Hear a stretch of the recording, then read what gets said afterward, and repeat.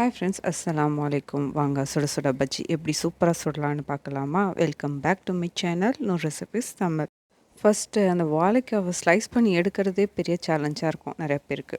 அதேமாரி இது ரொம்ப வசதியாகவே இருக்கும். நீங்கள் எங்கே பார்த்தாலும் இந்த இந்த கட்டரை விட்டுறாதீங்க. அதோட ஃபஸ்ட்டு ஆயிலை நம்ம அப்ளை பண்ணிக்கலாம். அப்போ தான் அதோட அந்த பிசுபிசு தன்மை அதில் ஒட்டாது.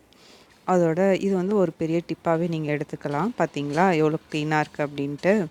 நெக்ஸ்ட்டு கடாயில் நம்ம ஆயிலை விட்டு நம்ம சூடு காட்டிக்கலாம்.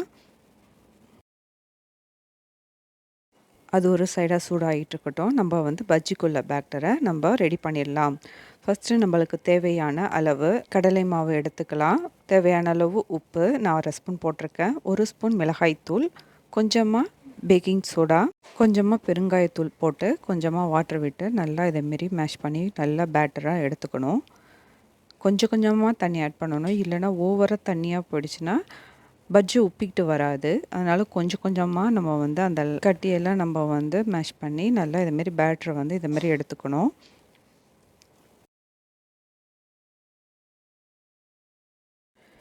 அப்புறம் ஆயில் சூடாயிடுச்சா அப்படின்னு சொல்லிட்டு பார்க்கலாம். கொஞ்சமாக மாவு விட்டு பார்க்கலாம். அது கொஞ்சம் பொரிஞ்சு வந்துடுச்சு. ஓகே, ஆயில் ரெடி ஆகிடுச்சு.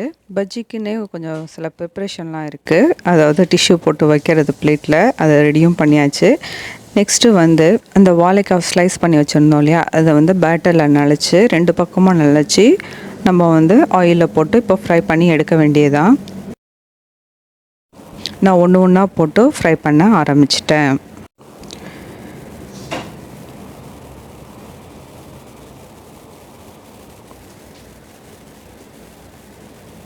நீங்களும் இதேமாரியே பஜ்ஜி ட்ரை பண்ணி பாருங்கள், சூப்பராக வரும். என்னுடைய சேனல் நீங்கள் ஃபஸ்ட் டைம் பார்க்குறீங்கனாக்கா சப்ஸ்கிரைப் பண்ணிக்கோங்க. இந்த வீடியோ உங்களுக்கு பிடிச்சிருந்துச்சுனாக்கா ஃப்ரெண்ட்ஸ் அண்ட் ஃபேமிலிக்கு ஷேர் பண்ணி விடுங்க. வாங்க பஜ்ஜி எப்படி இருக்குன்னு பார்க்கலாம். நல்லா உப்பிக்கிட்டு நல்லா சூப்பராக வந்திருக்கு. ஃப்ரை பண்ணியாச்சு. இப்போ எடுத்துடலாம். பஜ்ஜை பார்க்கும்போது எவ்வளோ அழகாக இருக்குது பாருங்கள். எல்லோரும் பஜ்ஜி மாவு வாங்கி ஈஸியாக போட்டுடலாம் அப்படின்னு சொல்லிட்டு நினைப்பாங்க.